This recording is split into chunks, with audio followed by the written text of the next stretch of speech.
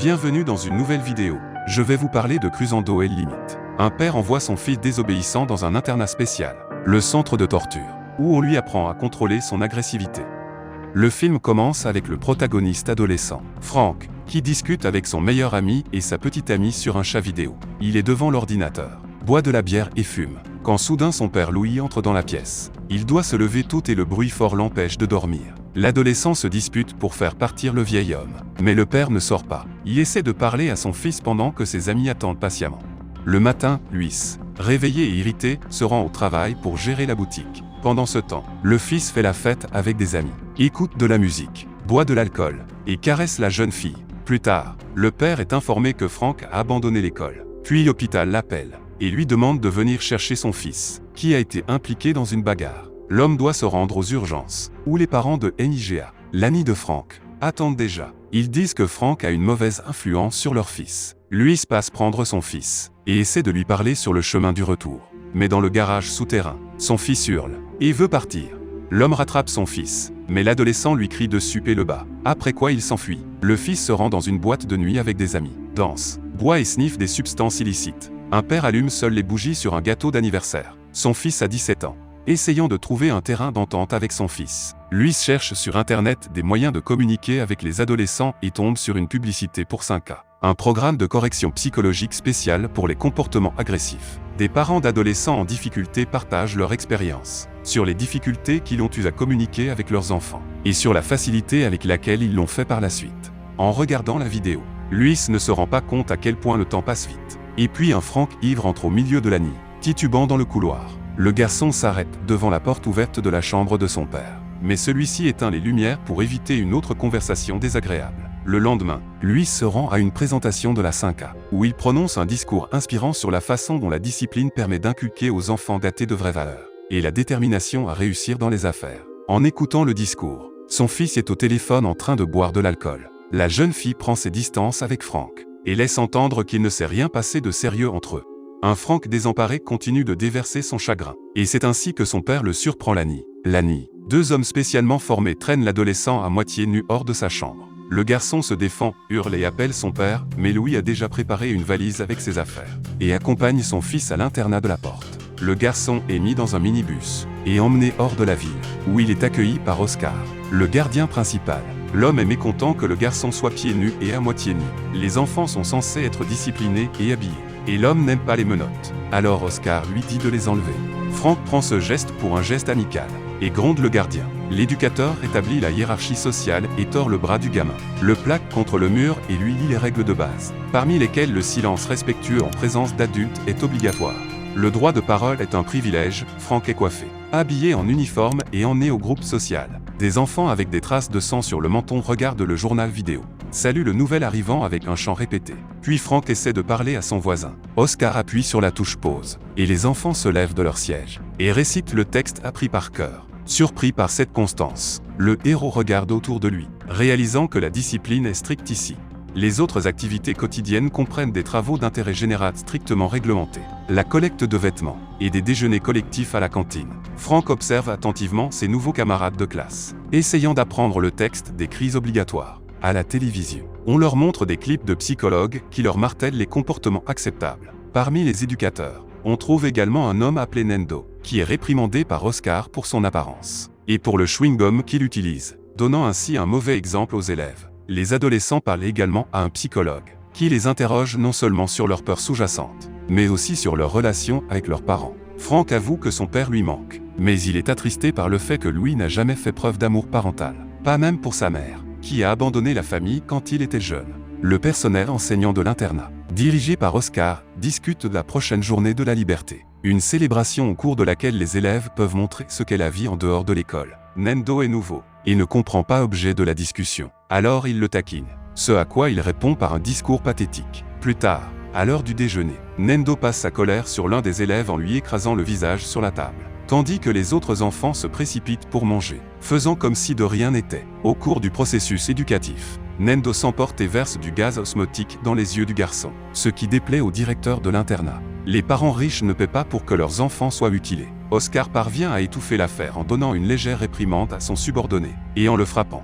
Bientôt, Frank apprend avec succès les règles. mais il n'est pas encore familiarisé avec les punitions ainsi. Lorsqu'il quitte la pièce après le verrouillage, il se rend sans être remarqué par les gardes à l'étage inférieur, où se trouve une salle de privation sensorielle, un isolement complet ou partiel du monde extérieur, où même les simples conversations sont interdites. Dans l'une des pièces, le héros voit un adolescent attaché à un brancard, les yeux et les oreilles fermés, déconnecté de ses pensées. Frank enlève son masque et ses écouteurs, et le pauvre type hurle pour qu'il le tue.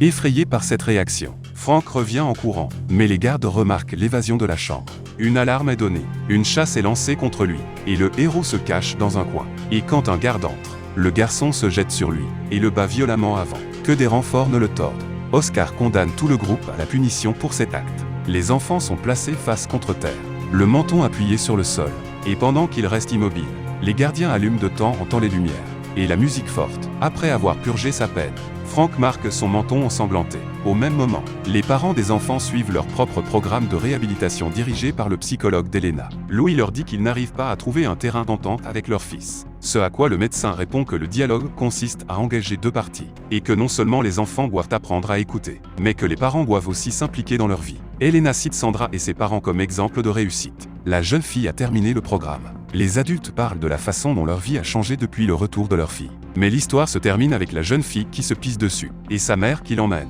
Lorsque Louis rentre chez lui, sur les conseils de son psychologue, il se rend dans la chambre de son fils, et voit sur l'ordinateur un clip dans lequel son fils s'amuse avec ses amis. Parmi les plans, on voit Louis lui-même, qu'il a enregistré secrètement au travail. Le clip fait sourire le père. Et le lendemain matin, il se rend à l'internat pour récupérer son fils. Mais Oscar lui montre la vidéo du passage à tabac du gardien, et le convainc que Frank n'est pas encore prêt à s'adapter à la société. Le groupe est emmené à la punition suivante. Pour ne pas avoir écouté le message répété, ils doivent passer plus de 24 heures debout, les mains liées et les yeux bandés. Seul le plus coriace passe le test. Les autres sont envoyés dans le quartier d'isolement sensoriel. Ceux qui s'assoient sont sortis par les gardes. Pendant que les parents suivent une autre séance de rapprochement, Luis rencontre les parents de Sandra, qui s'inquiètent de la santé mentale de leur fille, mais espèrent que les séances les aideront. Le lendemain, les adolescents restants sont nourris, mais les portions sont inférieures d'une unité à celle des prisonniers. Les enfants se disputent entre eux, et les gardes leur prennent toute leur nourriture. Vers le soir, au début du deuxième jour,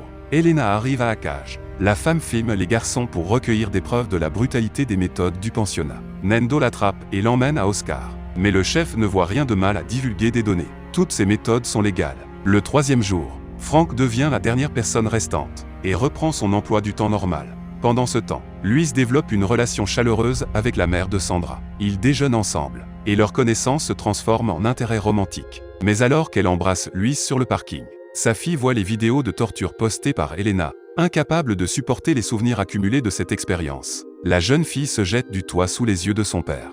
Le directeur réprimande Oscar pour avoir divulgué des informations, ce qui entraîne un durcissement des règles et du régime de l'internat. Les élèves sont torturés par des exercices physiques, certains vomissent dans le gymnase, et ils continuent à les battre avec le consentement tacite du reste du corps enseignant. Tout cela conduit Frank à un moment de rébellion. Il se fige sur place et refuse de quitter la cantine.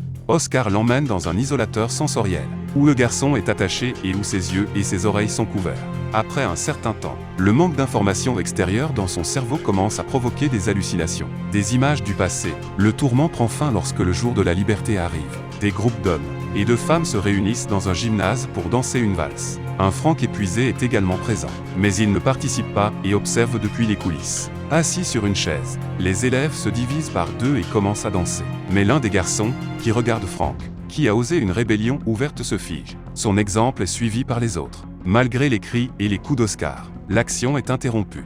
Nendo doit même tordre son patron avant de blesser quelqu'un. Lui s'avoue qu'il veut retirer son fils du pensionnat, et la femme lui dit que c'est la bonne chose à faire. Le lendemain, une voiture s'arrête devant l'internat, et Frank est emmené immédiatement, sans même essayer de convaincre son père. L'adolescente monte silencieusement dans la voiture sans même dire bonjour à Louis. Sur le chemin du retour, il regarde par la fenêtre. À la maison, il retrouve sa petite amie et lui demande comment elle va. Il ne lui raconte pas ses aventures en internat, regrettant seulement qu'il reste encore beaucoup d'enfants dans ces prisons. Frank ne veut pas parler à son père, mais il n'est pas non plus grossier avec lui. Il se débarrasse des souvenirs dans sa chambre, coupant ainsi le lien avec son passé. Il n'accepte aucun cadeau de son père.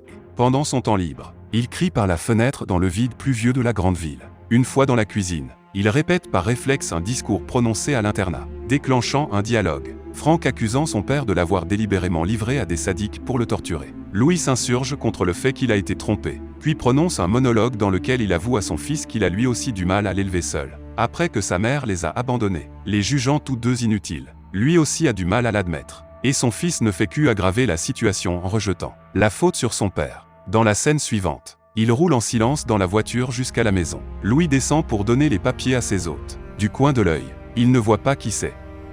Alors qu'il s'éloigne, Franck demande si c'était maman. Au lieu de répondre, le père sort de la voiture et marche sous la pluie. Son fils le rattrape et ils se tiennent ensemble, s'embrassant et cachant leurs larmes sous la pluie. Merci de regarder. Écrivez dans les commentaires ce que vous pensez de ce film. Et n'oubliez pas de nous soutenir en aimant et en vous abonnant.